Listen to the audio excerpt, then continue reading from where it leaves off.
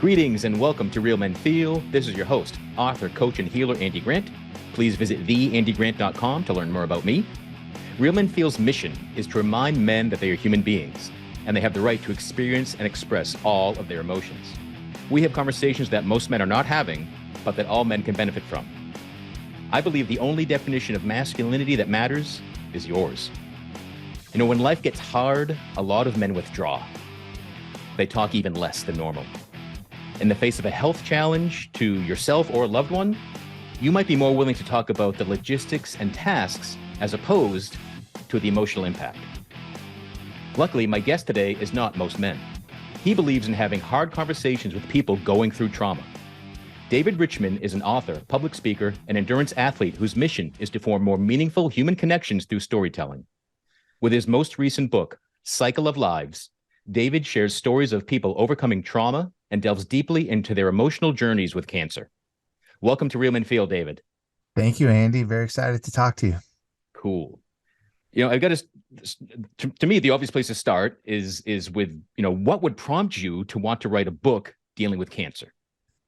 Yeah. So it wasn't just cancer I wanted to deal with. It was more trauma because, like what you said in the open, right? People tend to talk about tasks related to issues rather than the emotions related to issues. And long story, but I was at a point when I was at a transition point in my life, going down a path that was a brand new path for me that I could see a huge, long, exciting future. Right. I hit that later in life. At the same time, my sister was diagnosed with terminal brain cancer. Her journey, and I was very close to her, her journey was a very short end of life journey. And I noticed that it didn't matter, Andy, if it was the doctor or friends, close family, caregivers, nurses.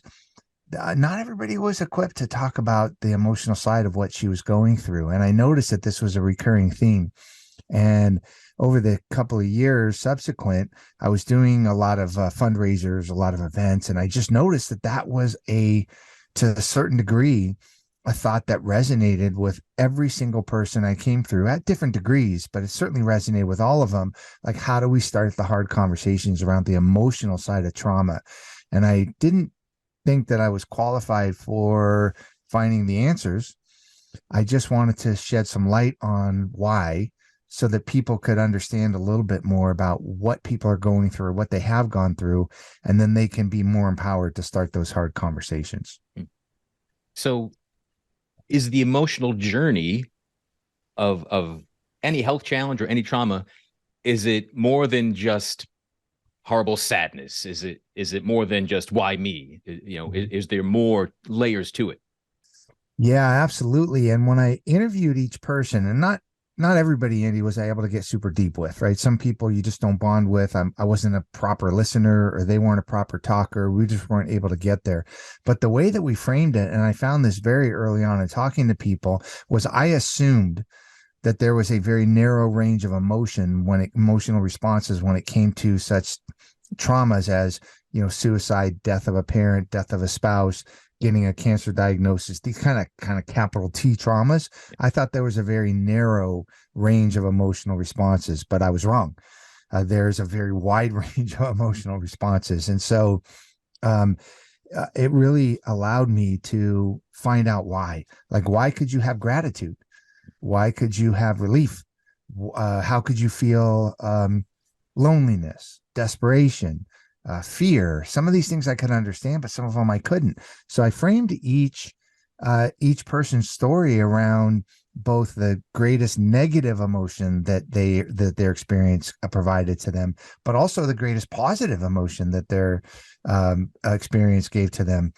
And because shockingly, a lot of times the trauma that people go through, when they're able to reconcile it, ends up to be an empowering, positive thing, a platform to launch them to their better future. So that was the framing of all the different discussions that I had. And did each participant have a positive side to this? Oh, most definitely. And that is what it's really kind of fascinating because I know before I embarked on this project that I was guilty of, not with everyone and not to the nth degree, but I was guilty of going, oh man, they got bad news. They're probably feeling this. I better like not say anything stupid. I better like I'm gonna exit, right? Because I don't want to engage in the wrong conversation because they got to be feeling like crap or they got to be so negative or what. Absolutely not. The assumptions that we have about what people are going through are not founded in what they're going through. They're founded in our dumb assumptions about what we think they might be going through, and we really have no idea. Yeah. And so, yes, the long answer to your question, there were very positive aspects of people's journeys. Even if they were dealing with very difficult things, there was a positive side to it. Like, can you imagine this? And again, I'm going to ask you to reach here, but could you imagine being told that you have brain cancer and it will probably end up killing you in surgery? If it doesn't, it's certainly going to end up killing you very shortly after. And could you imagine looking at the spouse that told you that and saying, thank God it's cancer? Could you imagine what? It's not possible. It's not possible you could think that. And there's no way I could think that too. But in this story, this person's life, they were absolutely grateful and relieved to hear that they were diagnosed with cancer because they thought they were going crazy. They thought their anger and their frustration in life and the change in their personality with their spouse and with their beautiful kids and with their friends was due to a fact of they were going crazy. And over a couple of year period, that's what she lived with is I'm literally going to have to turn myself into an institution because I am going crazy. When she found out it was cancer, what a relief. It wasn't her. It wasn't that.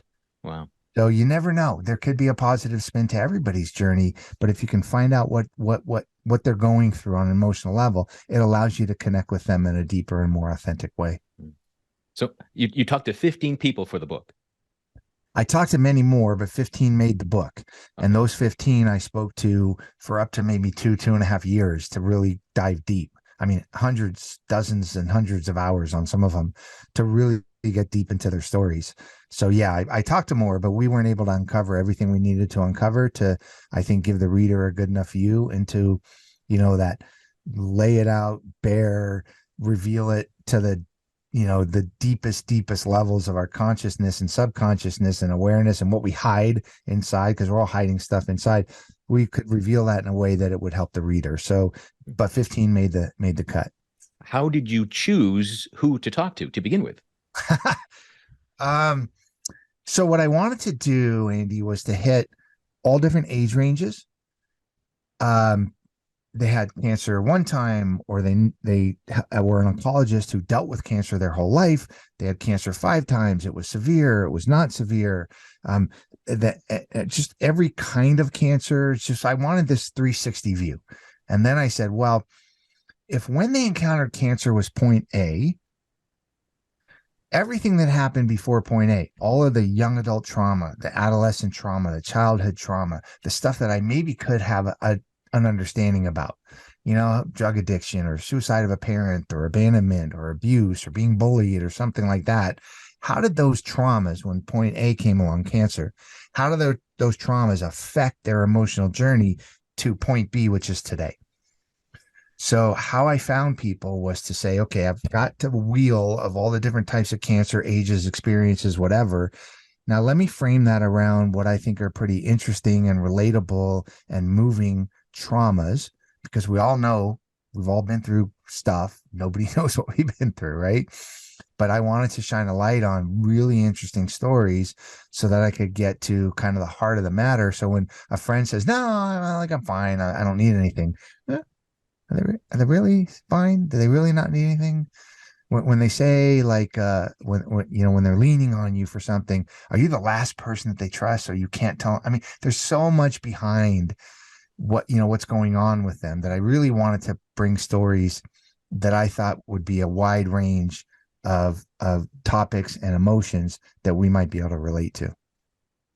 So amongst all these people and searching for varied experiences and diagnoses, were there common themes amongst everybody? Yes. So some of the common themes were one, everybody said pretty much, I don't know why we're talking. My life's not that interesting. Right. Which is shocking to me because I didn't talk to one person whose life wasn't absolutely stunningly, amazingly, inspiringly fantastic, right? Like so like powerful. They're just living their lives. They're like, like whatever.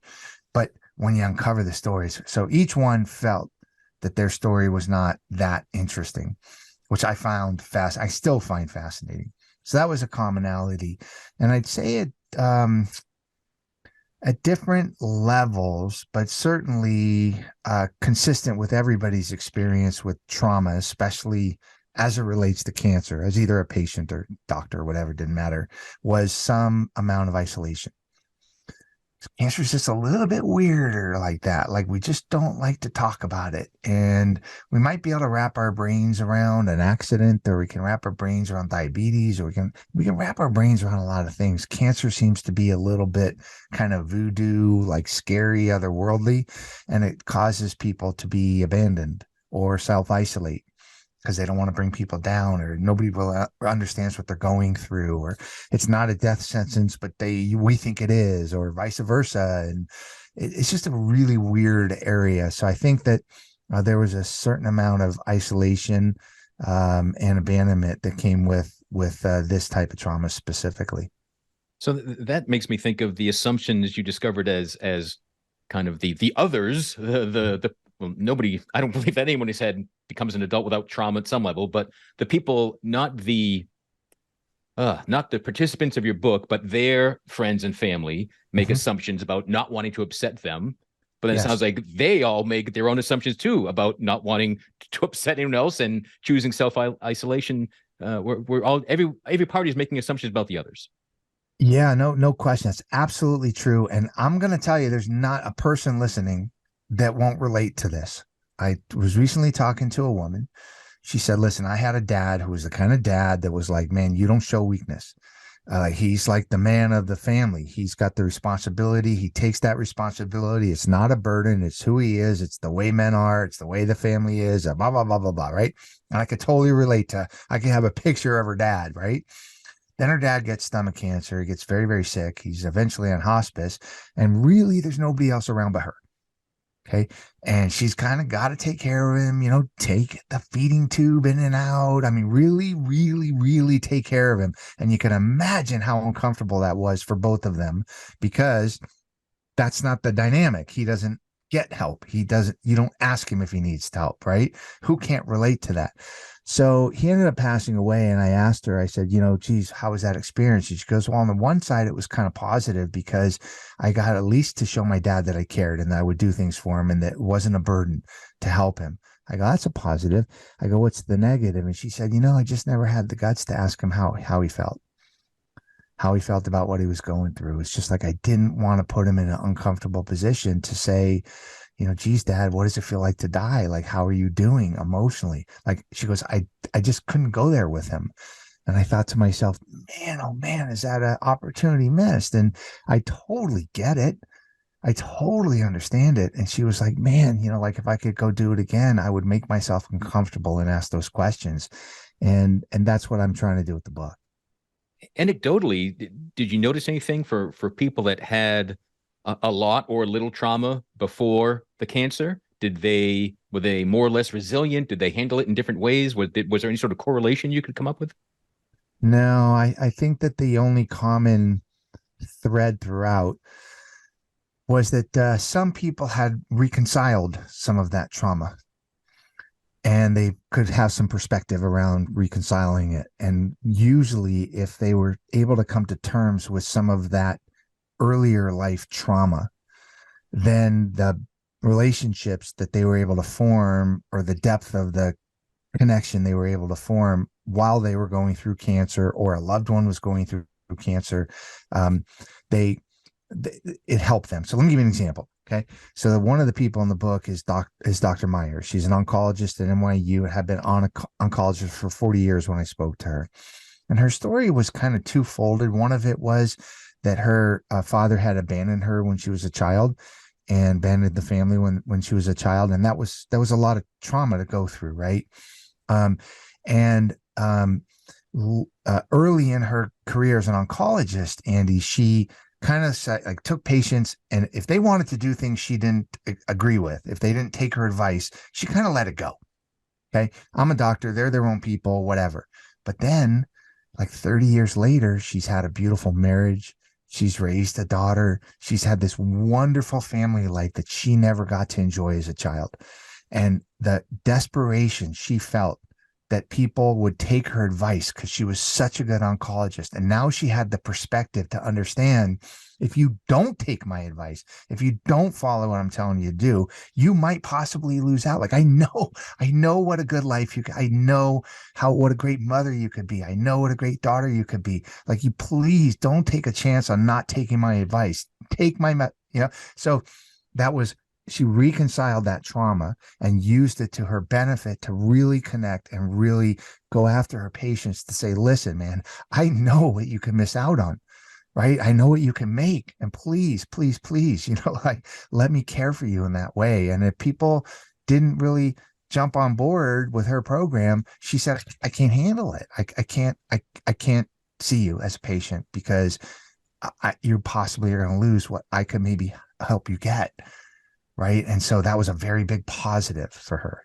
Yeah, that's amazing. So it's as she healed and discovered how magnificent her life could be, perhaps better than she ever imagined, she became much more adamant and encouraging other people to do their hardest work to live. Yes.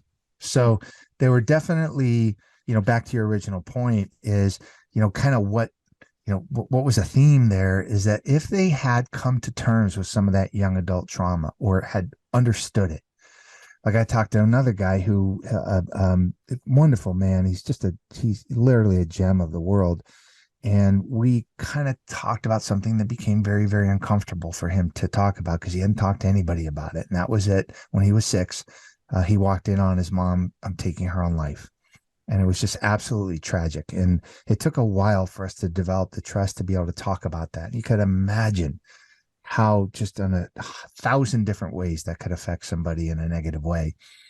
And throughout his cancer experience as a young male, a young Latino male, no possible way he would ever let anybody in to give him any help because the underlying issue was they were going to abandon him. They were going to leave him.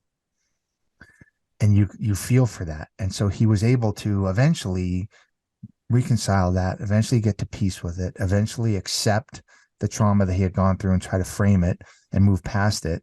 And that allowed him in his life, in many other areas, to start to open up, to start to trust people, to start to be able to lean on people, knowing that they weren't going to leave him. But he had to get in touch with himself. He had to reconcile those emotions and that trauma in order to get to that place. One was very fresh. One was, very, very, in those two stories, one was over several decades. So, that's kind of some of the common themes that we talked about. Yeah. And I mean, you've mentioned fear of abandonment a number of times already, both from because of having cancer and also from prior traumas creating that fear. So was that the most common, fear that people were at least aware of? Yeah, at different levels. And again, I don't want to make an assumption, Andy, but I will bet you that there is every single person listening has somebody in their life that they know is going through something really, really difficult, or they can picture a time in their life when somebody in their life was going through something difficult. And you were like, man, I was going to call them last week, but I didn't. Now it's been 2 weeks. I don't know what the hell to say. I better not call because I don't know how bad it is. How do I call them and say, how are you doing? Because I'm such an idiot because I didn't call a month ago. And then you just kind of straight arm and keep your distance and hope that, kind of figures a way to deal with it on it, pick up the phone and call people that there's, you know what I'm saying? I mean, people get avoided because their circle of people don't want to say the wrong thing. They don't want to do the wrong thing. They don't want to encroach. And the people that are going through the trauma are going, man, why is everybody afraid to talk to me? Why is everybody afraid to encroach on my feelings? Yeah. And I think in my experience, I find that I don't want to upset them further is a lie I'll tell myself. It really is. I don't want to feel the discomfort. I don't want to be depressed by having a call with somebody. So I'll assume that that's how they already are and I can't help them. But yep. And even when I we're was all guilty of that. I mean, it's beautifully said. Yeah. And it's horrible. That's why if we can all choose to assume the truth about what we're really avoiding, just make that even if say your assumption is right and someone feels horrible and they want to be isolated. Worst thing that happens is they don't answer your call. Or you discover that you were wrong and they're glad to hear from you. Like there truly is no downside beyond what we create in our mind about it. Yep. But in terms of other trauma as well, like I was suicidal and made multiple attempts on my life in my teens and 20s. And I can remember believing that if anybody knew how bad I really felt inside, like they would run. So I would not risk that fear of abandonment. Like I self-abandoned, I self-isolated, and I don't have to worry about anybody else. But so it does show up in every sort of type of trauma as you have already shared. Yeah. And Andy, I got to ask you, it's a probably equal question. Is it scarier that people might not care, or is it scarier that people would care? Do you know, like you could answer that both ways, right? If people really leaned into you opening up to them, isn't that potentially just as scary as if they ran away when you told them, right? And so if you don't know how to connect with people, either answer could work, right? Yeah. And so the question is I believe if we're fortunate enough to get to the end of our lives, we really only have two sides of a coin. One side of the coin says, did I maximize the relationships that were close to me? Did I connect authentically in a meaningful way? Did my life matter to even one person? Maybe it mattered to several, but did it matter to even one person? I maximized those connections.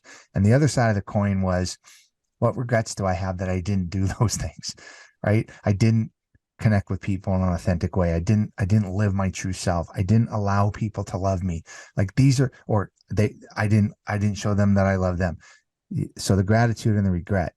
And so I think that when you can, sometimes it might hurt because you might open up and somebody might abandon you, but that's just as bad as not opening up and not giving a person a chance to embrace you, in my opinion. Yeah, and I find on the other side, once you go through any so-called negative emotion, there's relief, there's joy. It lessens. And even if two people are horrible and miserable, but together, that shared experience makes a light come out of that even as well. Yeah, I agree. I agree.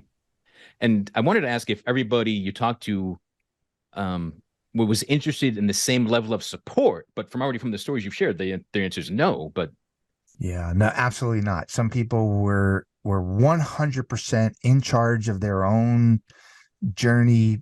You know, they journaled, they made the decisions, they saw the doctors, they pressed, they kept it all in stride. I mean, some people were masters at driving the bus. Other people were like, I don't even know what the hell bus to get on, right? And so no judgment at all. We're all capable or incapable depending on, a number of factors. So it just is what it is. I'm not trying to find the answers. I'm just trying to shine a light on it so we know how better to talk to people and we know how better to interact with them. So yeah, absolutely. Some people took it in stride and didn't ever look back, and some people only ever look back, right? And both are okay. So none of the people that you interviewed were people that you knew already. Is that correct? I knew a couple of them. Okay. Yeah, I'd known a couple of them, but I didn't really know them, right? I didn't know their true stories. Yeah, I could tell you one super quick. I mean, she was a physician, OBGYN, had non-cancerous tumors on her brain, and they forced her to retire early. She had horrible migraines. I won't get into the whole story, but just it's a terrible life for several years. Young kids, husband. We were great friends, and I knew the struggles that she was going through with regards to that. But when I asked her, hey, would you talk to me and tell me, a little bit more about your life and frame about this stuff, the things that I uncovered about her were just shocking. She was on one of the last boats to leave Vietnam on the fall of Saigon, came to America, as a young child with a family, had experienced just absolutely heart-wrenching discrimination, had, you know, forcibly, I can't even get into just horrible childhood. Grew up to be this beautiful, caring, wonderful doctor who wanted nothing more than to help people build families and take care of them. And that was stripped away from her. And I knew it was stripped away from her, but I didn't know how much it meant to her. And so just the fact that a few people that I knew gave me a space to uncover all the hidden things I didn't know about them, and I'd known her for 10 years. I'd known her and her husband for 10 years before that. I didn't know those things. But when if people really want to help others, it's shocking the lengths they'll go to help them. So what did you do to get people to open up and share so deeply, to often tell you things that they hadn't told anybody else? Well, you do this too, right? I mean, you do this by interviewing, is you give people a safe space, you active listen. And I wasn't able to bond with everyone, and neither were they able to bond with me. But the people that we were able to do that, it just it was safety. It was being in a safe place. I'm not judging. I'm not coming up with a solution. I'm not preaching. I'm not waiting for you to preach to me.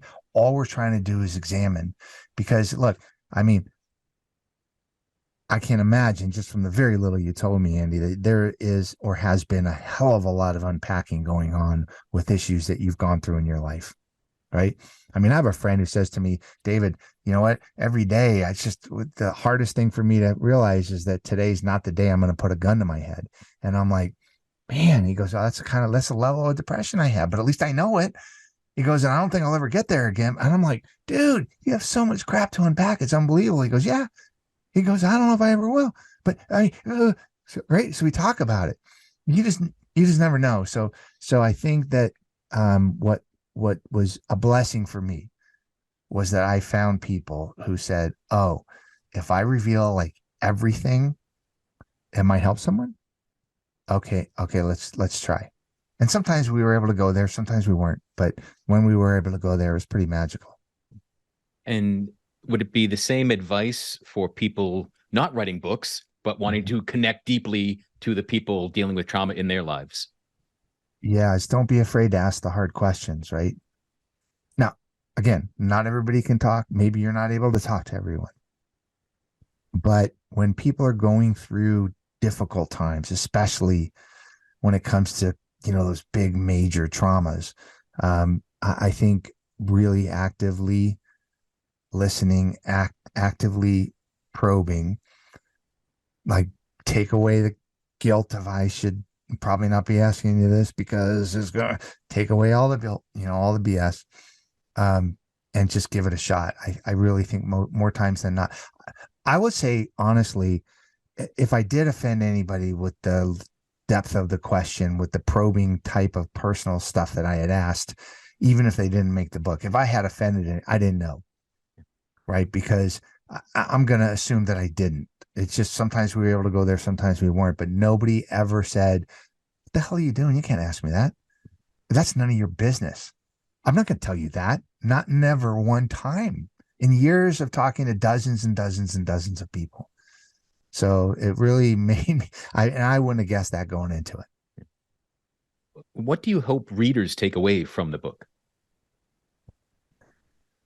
Well, I have gotten a lot of feedback about what readers have taken away from the book. And I just hope more do that, because what I want them to take away is a little bit more of an understanding that there's possibly more behind Andy's story than I know, that there's possibly more that he's gone through or that he's going through that I just haven't been a party to.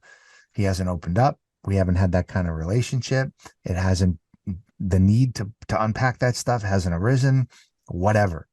But if you're having a really difficult day or a difficult time, or I'm having a difficult day or difficult time, and we have an opportunity to connect, maybe I'm like, oh man, yeah, like it's okay. I can ask that question. I can probe. I could risk it. I could ask for help. I could offer help in a real difficult way. What that uncomfortable way that you talked about early on. Yeah. How did participants perhaps it was after 2.5 years of interviewing, perhaps it was the book was out, but how did they respond? Like what was the what was I'm sure there was a benefit for them since they were sharing things they hadn't shared. It's Yeah. helped them unpack. So what did they share? Was there some of their outcomes from being part of this book? Yeah. So there was two camps. So one camp was, all right, I got the project. I'm going to give you the free pass. Let's figure out what kind of rides we go on. Okay, now let's exit the parking, go and get in our cars and go home. Okay. That was one camp. It's like, okay, they were there for the experience. It was cathartic for either or both of us. We told the stories in an authentic, deep, revealing way. Now let's move on. The other camp was we were really able to have an impact on each other, and really talk about things that gave people at some level a safe space to examine, to self-examine, to reveal to themselves. Because, listen, that inside voice is way different than the outside voice. And we keep so much hidden when we talk to ourselves. I dropped a 30-pound weight. I was working out in January in my garage, and I dropped a 30-pound weight on my foot, right? And I screamed bloody hell for 20 minutes, and I fell down on the ground, and I might have called myself a blanking idiot like 500 times in the first half hour. And then I said to myself, you know what? If that was your best friend that had done that, would you call them an effing idiot 500 times? Of course not. Like, dude, things happen. Like it was an accident. It's not your fault. Stop telling yourself that you're an idiot. So our inside voice is so not kind. And I think that hearing their outside voice about things that they had a negative inside voice on for years or decades was a really helpful thing. I've always said that that judging voice, that negative ego is loud, and our intuition, our higher self, that those little hunches are much softer and quieter. So if we take action on the littlest voice, that loud one dissipates. Yeah. And one thing I'm really hearing from you, and I imagine this is a big takeaway from the book, when that person crosses your mind, because they're healthy or ill or going through anything, or you have no idea what they're going through, that's the time to reach out. Anytime, any call, like reach out, stay in touch with the people you consider your friends, and be willing to make new friends. Or even people that aren't your friends that because I'm gonna tell you they're probably feeling abandoned. They're probably feeling a little bit isolated, and I just, it's hard, man. It's hard. It's hard to invade people's space in their private lives, and somebody's going through something, but you don't really want to ask. And is it proper? It's not always, but most of the time it is. I'd say the vast majority of the time it is proper to let somebody know that you care in an authentic way. Don't tell them you're sorry. Don't be sympathetic. Don't, try to make it better. Just call. Just reach out and call somehow. Hey, I was thinking about you. You must be going through a lot. Is there a chance you want to talk about it? I'm here to listen. That's hard to do, man, but I'm telling you, it can really pay off. Yeah. And I find that, I don't say it's hard to do anymore, but it's because I've done it enough. So sure, get over that hurdle. Like it's a skill like anything. The more practice you have, you can be that safe space, that caring ear, that presence that helps people. 'Cause again, you're not there to fix something. You're just there to be with somebody. Yeah. I do these cold dips, Andy. Every morning I do a 5-minute cold dip, and I put a timer of 5 minutes and 13 seconds, because I got to have 13 seconds to put down my towel, to start the timer, and to get up the courage to jump into the pool because it's so freaking cold. And I say to myself, in that last 2 or 3 seconds, I want to tell myself no. I probably do 1,000 times internally at rapid speed in the last 2 seconds. Like, don't do it. Oh, I hate this. I do it. And then I do it. And it's like, oh man, all right. You could handle this tough thing. And then I get out and I always feel better, but it doesn't lessen the resistance I'm going to feel tomorrow. Right. And so no matter how hard it is, no matter how uncomfortable you're going to feel for a second, you're really going to be glad you did it. It doesn't get any easier in my book. It doesn't get any easier to start those hard conversations, but almost every time I do it, I feel better after. Oh, awesome. Is Cycle of Lives available everywhere people might search for it, or? Yeah, everywhere. And the good thing is each one of the participants picked a charity, Andy, that they felt an affinity towards. And so we're putting 100% of the proceeds that come in to split up between those charities. They're listed in the book. They're listed on the website, but most books are sold on Amazon. I sell signed copies, and when I do speaking gigs, I sell them or give them away or signed or whatever. But yeah, most books are on Amazon. I have a great Audible. The Audible is 15 different actors. I do each one of the 15 stories, which is awesome, and it's available electronic or regular book form too. Cool. And what's the best way for people to learn more about what you're up to, David? Cycleoflives.org. Lots going on there. Awesome. Is there anything you're looking forward to? A new book idea or another version of this? Like I got lots of books going, fiction, nonfiction, all the time. It's really a passion of mine. I also do expressive writing workshops.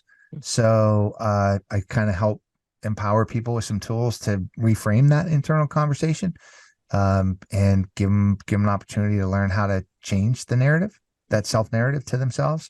So I do a lot of those, mostly to trauma centers, cancer centers, that type of stuff. And I'm still doing endurance athletics. So in fact, I don't know when this is coming out, but yeah, this for 5 days from now, I'm doing another half Ironman. So, I'm staying active. Cool.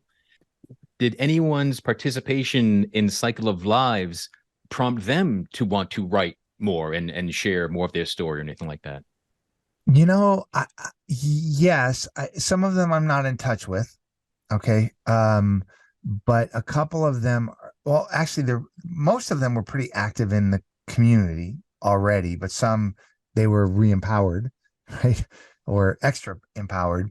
But I don't think anybody's published anything from us talking. It was more of a, yeah, I'll do this because it's going to help others kind of thing, rather than them wanting to read their own story. Reading your own story is a little weird, right? Thankfully, I was able to get everybody to sign off on the story to say, yeah, it's accurate, and you've caught me correctly, because they're not anonymous. They're real people, real names, real times, real whatever. So, yeah, I think this was kind of a one-off chapter for them, so to speak. All right. Well, I'm glad it's not for you, David. I really appreciate and admire all the work you're doing, all the healing through storytelling that people have available to themselves to dealing with trauma and disease and catastrophes. Yeah. So thanks again for joining us. Thanks everyone for listening. Please visit realmenfeel.org. There'll be a blog post for this episode. There'll be plenty of links to all the various versions of the book, more information about David as well. Wherever you're discovering Real Men Feel, please give a like, a follow, subscription, do whatever the things you can do on the platform that you are finding us on. You can always write me at realmenfeel@gmail.com. And if you're not part of the Real Men Feel private Facebook group, you can visit realmenfeel.org/group, and that'll take you right there. Until next time, be good to yourself and break through that resistance to have the hard conversation, because the breaking through the resistance is the hardest part of that hard conversation. Be well.